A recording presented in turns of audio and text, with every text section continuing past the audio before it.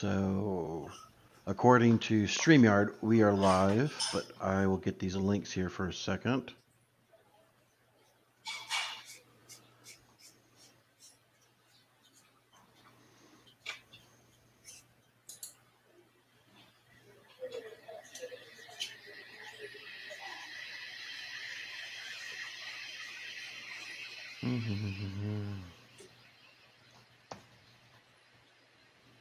Does not look like we're actually live on YouTube. What in the duck? Does it take it a second?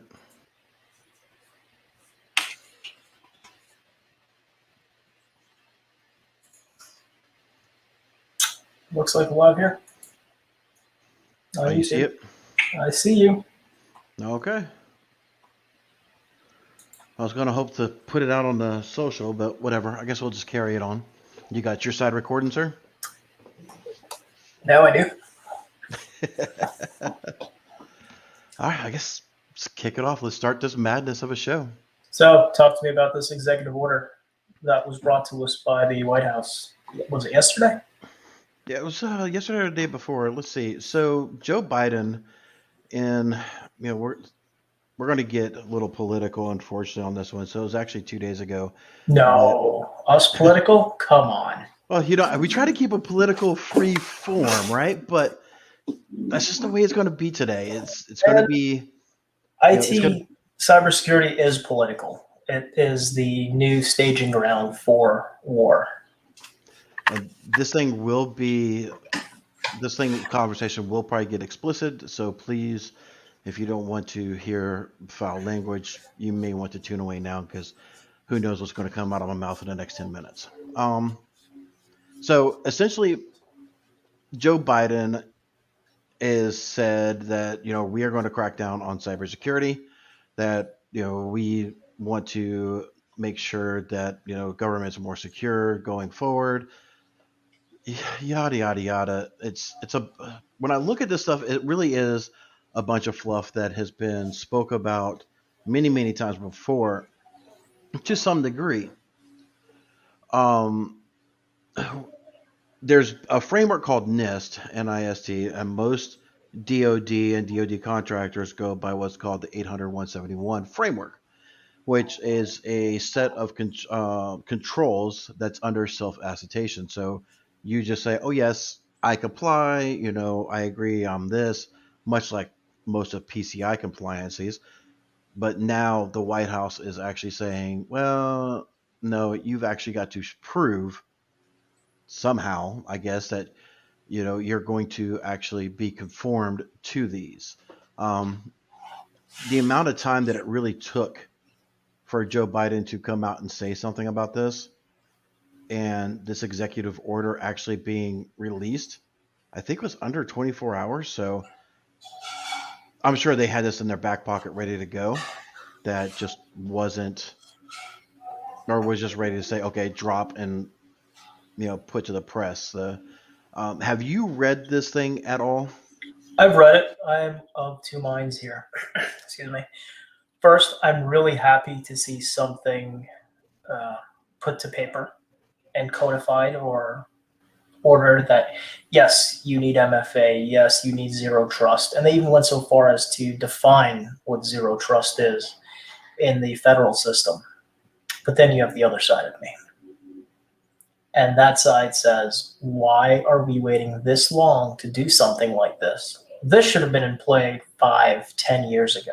This isn't something that should have came about today because of a pipeline or SolarWinds from last November.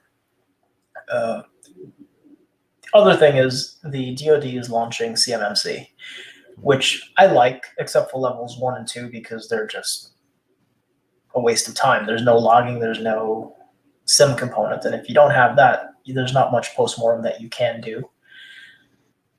But why not take CMMC levels 3, 4, and 5 and apply it across the entire federal base, and then have what would then become CMMC level 6 through whatever be the top secret clearances? Let's have the entire government speaking a single compliance language, not saying, hey, you're NIST 800-171 here, your DFARS. I mean, It's confusing. It is, and I really do wonder, right? Sorry, I'm kind of the screen's going to blank out here for a moment as I'm trying to navigate through screens here, but I do wonder just how much this really is going to take in place. So, we do have the transition already in place from the NIST 800-171 framework over to CMMC. So right now that is still a self attestation, but the auditors are going through their certification right now. There's supposed to be auditing starting to happen. I think last I heard was in Q3, maybe Q4 now, just because the whole COVID pushback of things. August, I think Um, it begins. maybe yeah. So yeah, into Q3. Um, so it's really interesting to see what exactly is going on, right? I don't how much of this thing is going to actually potentially change, as we're already going through CMMC. There's been several publications that, from some of the government officials, like, yeah, we already comply because they already knew about CMMC. So they were already going down that pathway of compliance and getting ready for that. So Well, this CMC is just that level above the NIST 800-171 framework. now, I think in terms of CMMC, we should make it clear that this is a DoD initiative. This has nothing to do with the civilian side of the government. So I'm sure there are probably some rules and some laws and strokes of a pen to make it applicable to the entire federal system, which I think that's what should happen. I don't see the point to anything dealing with self attestation. I've said it over and over again. I've seen instances where HIPAA and CGIS are completely abused because of the self attestation nonsense, and it's disappointing. The one thing about this executive order that I really don't agree with is the timeframes. I think it was 180 days to implement MFA. I'm sorry, that's a 30-day job, even at their scale, if that. Mhm. Okay, they've Yeah. got Duo in there. They have what they need. It's not like they have to go vet new solutions. It's a matter of rolling it out. And the other thing is NIST has been charged with coming up with these new guidelines. They have 6 months to give the first draft and another 6 months to finalize them. I don't know a single program ever in the history of this country that finished on time and didn't get exemptions, waivers, and extensions. Well, And they've there's even already. language in here providing for the extensions and the exemptions. Yeah, I'll try to see if I can find it real quick. But there's been several spots in here where it says if as a director, you cannot implement to a multi-factor authentication, not 2FA, but MFA inside of your organization or your specific department, you just need to send off, this letter and things of that nature. And it really is freaking alarming that it's like, this things have been a problem. Why? You already got government officials going down CMMC. You and I are both going self attestation for CMMC, just to be completely out there. We're securing our own houses and securing our clients because of this, initiative. But I don't see what the freaking the big deal is. Why do you have to drag your feet? Except for the whole thing around, oh, well, we never really were as compliant as we said we were. So, Maybe it's do as we say, not as we do. But in terms of MFA, it's a very easy solution to put in place. And I think the only limiting factor there is going to be the team that you have to implement it. mhm. And the fact that any government, not just ours, any government is using systems without MFA, they're just asking to get popped. The one thing that this is the one part that really alarmed me. All right, and to quote it out there for the audio version of this, within 360 days of the date of this order, the director of NIST shall publish additional guidelines that include procedures for periodic review and updating of the guidelines described in this subsection, where it goes on and on more and more about NIST. Why? If we're what point is NIST going to be anymore when we're already in a transition to CMMC that is controlled by the DOJ? No, I, the CMMC is controlled by the DoD, not the the DOJ. DOD, yeah, no, sorry, yeah, but yeah, the DOD. So there's so much of the NIST stuff that's in here. I don't understand why they're in here anymore. Because that's what they have, and that's what they're hitching their wagon to. I mean, as I've said, you rolling out CMMC to the DoD. Let's go ahead with that, and in parallel, let's make it available to the entire civilian base of the government. That would just make too much sense. I mean, yeah, I mean, I guess working in parallel does make sense, right? But I really think there should have been a lot more in here, mentioning the bilateral movement to CMMC.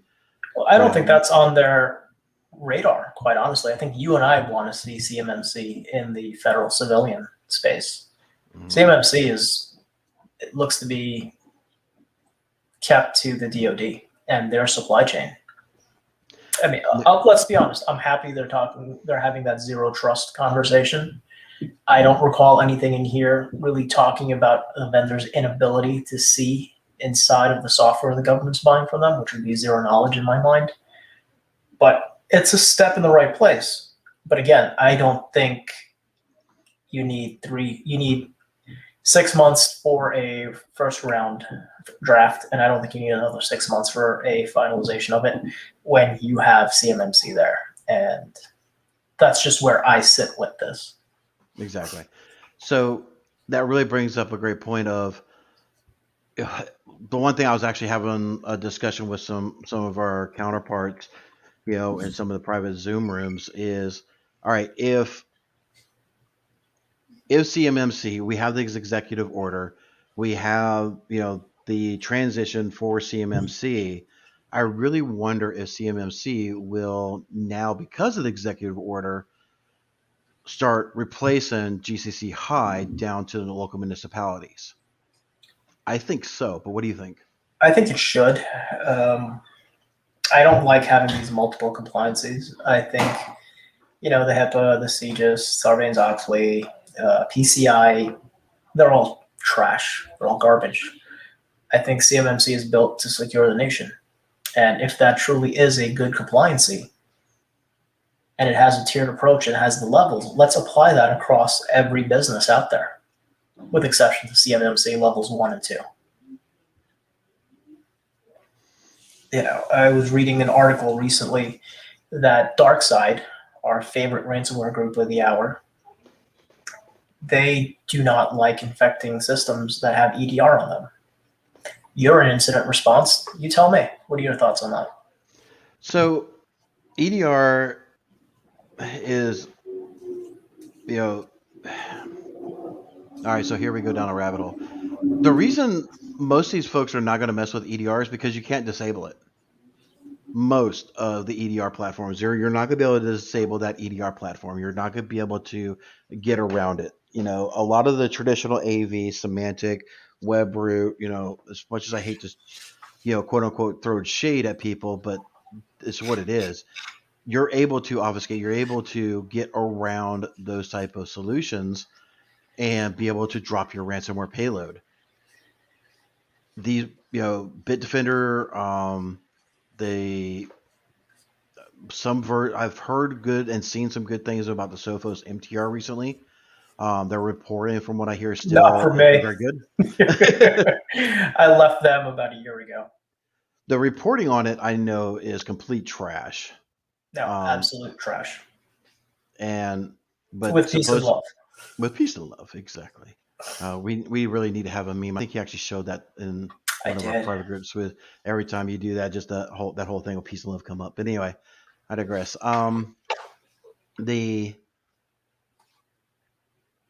It's really hard. If you have a EDR set up that is properly configured, not just installed blindly and let people just run amok, and you can't just install it and expect it to work. You have to configure these things. Tell me more. I got a client right now on the West. I'll just say the West Coast, that doesn't understand just because they have Microsoft 365 through a vendor, they're like, what do you mean we need to set up the security on this thing? I'm like, but it's in they literally said, but it's in the cloud. What do I have to do? I'm like, all right, Everything. let's sit down. You know, I don't really drink anymore, but I'll drink my coffee. You drink your beer, and we'll have a chat. I have my daughter's water bottle here, so that'll have to do. Yeah, we'll not get into health talk, but anyway, um, but yeah, I mean, they're not going to go after EDRs because you know most of them will stop them in their tracks. So if EDR is a barrier to entry for these ransomware guys, why not just put EDR on everything and wait for them to figure out a way to circumvent? But at least it buys us time. I know you do it, I do it, but when I say we as an industry, including the pizza techs out there. They so we take it as a minimum. At a minimum, our clients, even my incident response, we work with several companies that use Carbon Black for their incident response and stuff like that. They have EDRs and stuff like that, but um, at a minimum, you need to be deploying EDR. Like I said, even in my ransomware and incident response cases, we deploy EDR every single time. We got to find out what the footholds are. We got to find out where they are still at, if they're still in the network, things of that nature. Here's a question for you. Have you ever gone in post-incident for IR and the client had EDR installed before they got popped? Not yet. So why is this not a headline? Why is this an obscure article written and I came across it by accident, despite our best practice? And by our, I mean yours and mine, of putting EDR into our clients. Because why we are doing what we call best practice. It's not industry best practice. That's why you have Joe Biden and everybody else doing these damn executive orders. Because I've said it before, and I'll keep saying it till the day I freaking die. Businesses are going to do it as cheap and as long as possible until they're forced to make a change. And unfortunately, it's typically a ransomware incident that makes some change. So what you're saying is good, fast, cheap. Pick two. Cheap has to be one of the options. Pretty much. Okay. How cheap was that ransom for Colonial? The one they said that they were not going to pay. Oh yeah, that's always a great thing. So from the whole stick it to the bad guys, right? Colonial comes out and they're like, we're just going to recover from our backups. We're not going to pay these a-holes, and the proverbial middle finger, right? And this was Wednesday, this article. Yep, this was Wednesday. They said that we're not going to pay it. It was said to be $5 million for the ransomware payment, and which in the grand scheme of things is a little bit of money considering the effects the shutdown could have on the country. And the just pure revenue that company, I'm sure, is generating per day. Well, I believe it was their billing system that got cryptoed, not the actual ICS system or the ICS for the pipeline. Mm-hmm. But then, we're hearing, oh, we're getting great, we're getting back up. And then this is just one article.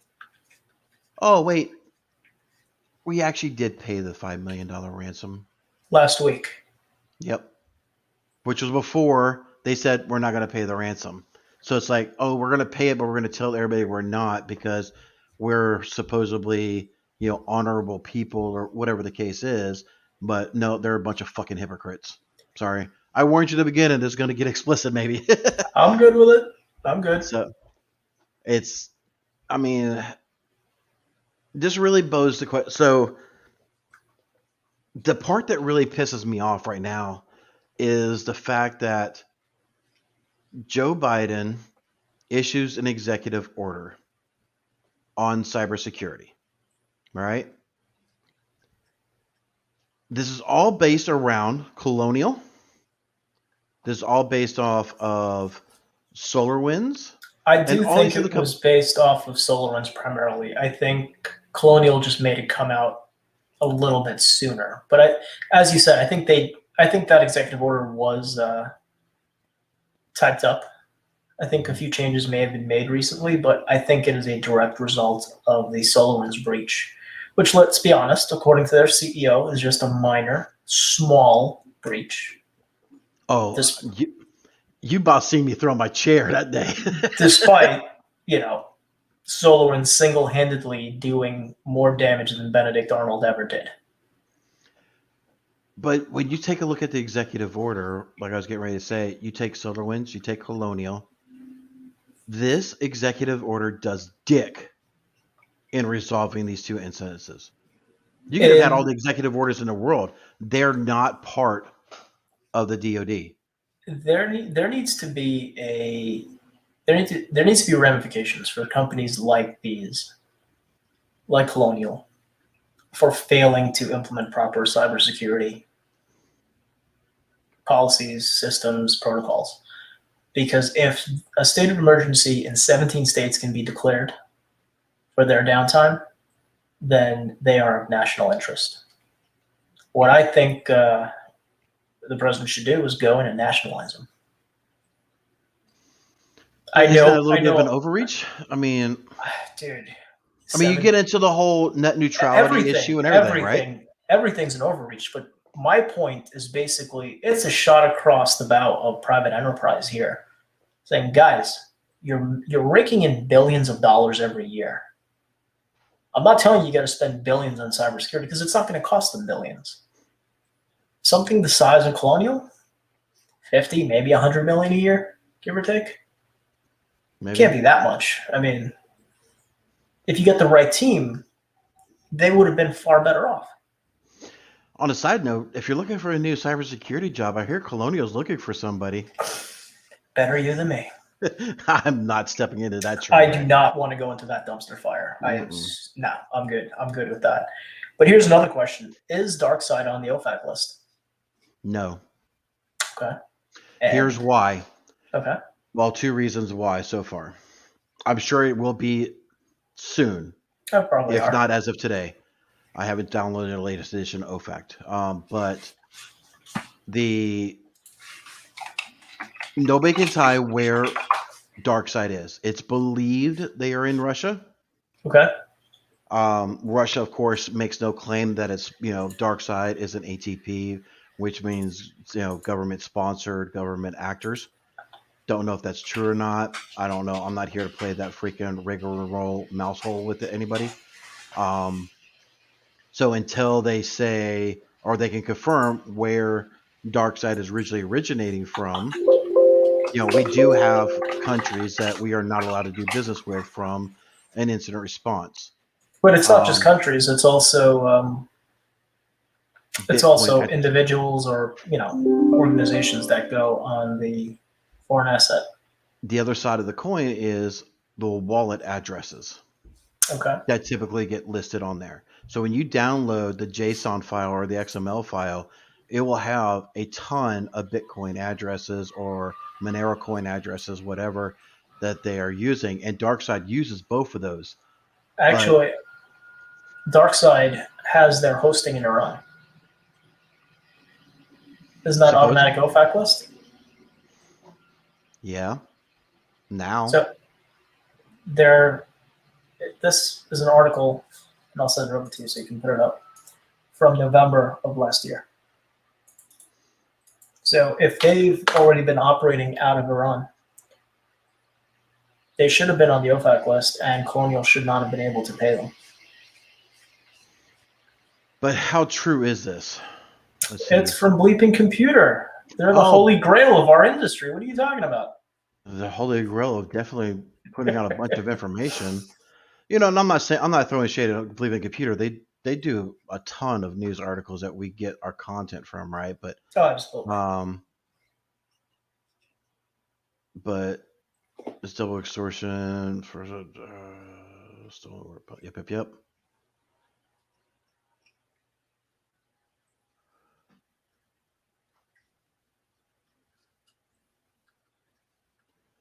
Situation violation. Yeah, I'll have to look into this a little bit more. But yeah, I mean, there are sanctions against a lot of this stuff, right? I mean, you're seeing, the largest group that we've seen, Evil Corp, and there's a lot of it, right? So, um, I don't know. We'll have to see what Well, I think it's too late for Trump DarkSide. announces that it's intent to use infrastructure hosted. So yeah, so I remember seeing this now. So this is where the grayness comes in. The intent to use infrastructure hosted. It doesn't mean it actually is in Iran. They intend to use it. So that means, did they actually move their servers? Because DarkSide has been known to go down and dark from time to time and then This is come true. back. Um, and I guess that kind of really brings us to really the whole other thing of supposedly DarkSide ransomware is going quits after servers and Bitcoin stash has been seized, and I will call bullshit on Well, that. didn't they do this in January of this year when they Hmm. released their decryptor for free for everyone? I did So see that DarkSide will be paying out their affiliates by May 21st of this year and then shutting down. so I've been since that we had that conversation. I've been doing some digging. DarkSide is a ransomware as a service. They had one of their operatives, affiliates, subcontractor, whatever the hell you want to call them. They were using, unfortunately, the same key across multiple clients. Bitdefender Brilliant. was a Bitdefender picked up on this over the holidays, right around Christmas time when there wasn't much going on. Why, I don't know. That's normally the most times that ransomware incidents happen, but Hey, for some man, it's a reason their religious affiliates, time for some. it is. Um, but they were going dark, and one of their people were apparently using the same key over and over and over again. Um, so there was about 22% of the infected people who could use the Bitdefender's version of DarkSide to unencrypt their files for free. They have come out and said, "Oh yeah, we fixed this thing, and thanks for bringing it to our attention. You don't ever have to worry about not being able to not decrypt your stuff." Um, but I can tell you, they're saying DarkSide Gang has lost control of its servers and money. I don't know because so this is where things are going to get a little funky, and I can't say a whole lot. I've got 4 cases right now with DarkSide in our incident response. That while their name and shame site is down, and you and I talked about it the other day because they, I was looking for some. We had a couple of clients that said they weren't going to pay, and they were getting ready to post that data. So we kept, constantly refreshing and, seeing, what information they're actually leaking to find out how much of a notification needs to be made from a legal aspect. And then we just couldn't see their site anymore. Apparently, there's a lot of speculation right now. Apparently that they just threw up their hands and say we quit for now, which they've done before. Um, there's rumors saying that their servers got seized. I don't know, but I can tell you with 100% certainty that their payment portal is running. I am on it, Well, and that's been confirmed. And some people have said that it's the government that seized everything, is just leaving it on for people to get their decryptor keys or what have you. it's not. But I think it's just a money grab. I think Mm-hmm. they want more revenue. But see, they're not going to get more revenue unless you're talking about the U.S. government. Well, no, I Dark, think I think Dark. Who's running? If the payment portal's up, aren't they able to collect payment? they are able to collect payment, Okay. and I'm talking to them, in their payment portal for some of our cases. because it was believed originally that the dark side actors were controlled by some government entity, and if you opened up a line of communication, you can get your decryptor. I believe the term is called independent contractor. It's a Well, different tax bracket, yes, true. or I'm sorry, it's a different tax code. But yeah, so I reached out, on two cases that they said that we can go ahead and start engaging. It's the same folks, you Okay. know. Um, well, if it's not the same folks, it's definitely of the same speech. They're talking exactly the same way. So So are I we going don't to know see this. a Dark Side Part 2 under a new name? Oh yeah, if not, Darkseid just coming back more fierce than ever. I don't know. This story is far from over. It really, really is. There's a lot of speculation that a lot of the hacker forums are distancing themselves with anything to do with ransomware because it has become a dirty word. With the Colonial Pipeline, there's a lot of attention on them, and you know, you don't punch out of your weight class unless you think you can win that fight. And I think that maybe that's what happened with Colonial, and that's why they put out their press release of saying, "Hey, we are apolitical. We don't want to hurt society. We just want to make money." And maybe this is a rebranding for most of these ransomware guys. Maybe.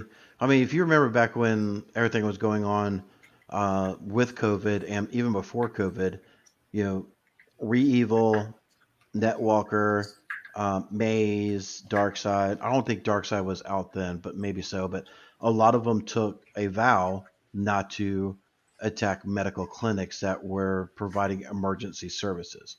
Your mom and dad, family practitioner, things of that nature, they're fair Right. game. But the emergency rooms and clinics were The off limits. hospital institutions, yeah. But then some of them turned on that and Hmm. they went cryptoing anyway. So it's a matter of not believing anyone.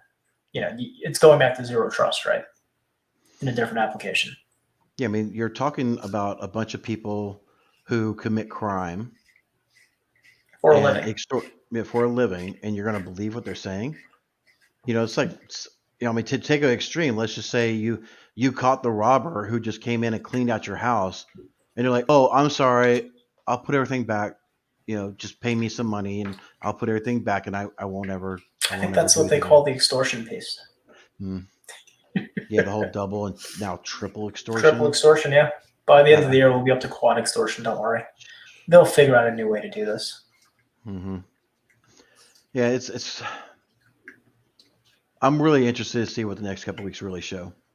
It's I it's think gonna we're be going interesting. into. I think we're going into one of those lulls where things are going to quiet down a little bit.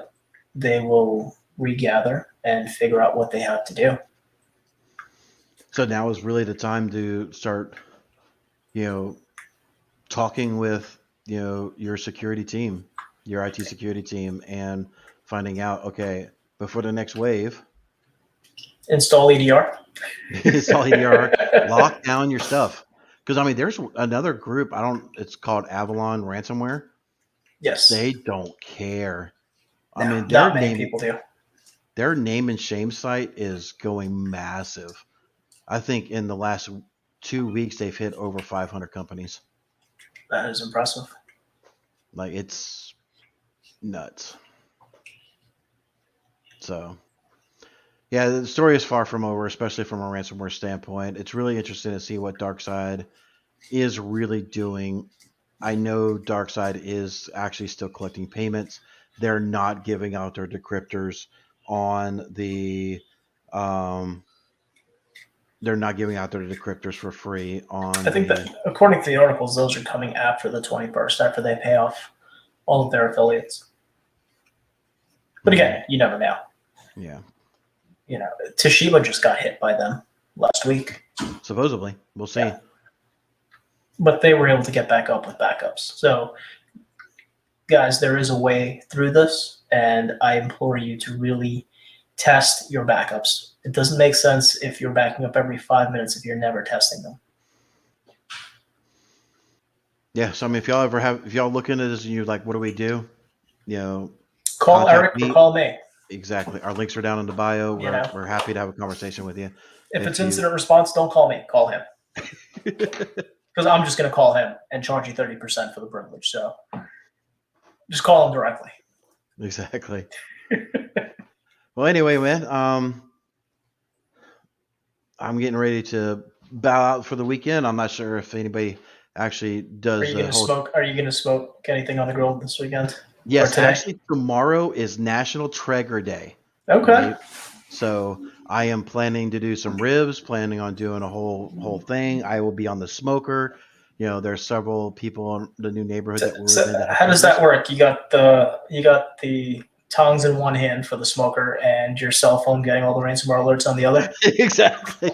Now I have my laptop behind me on the stand or whatever. And the wife speaking to you, you're just being like, yes, dear, yes, dear. Mm-hmm.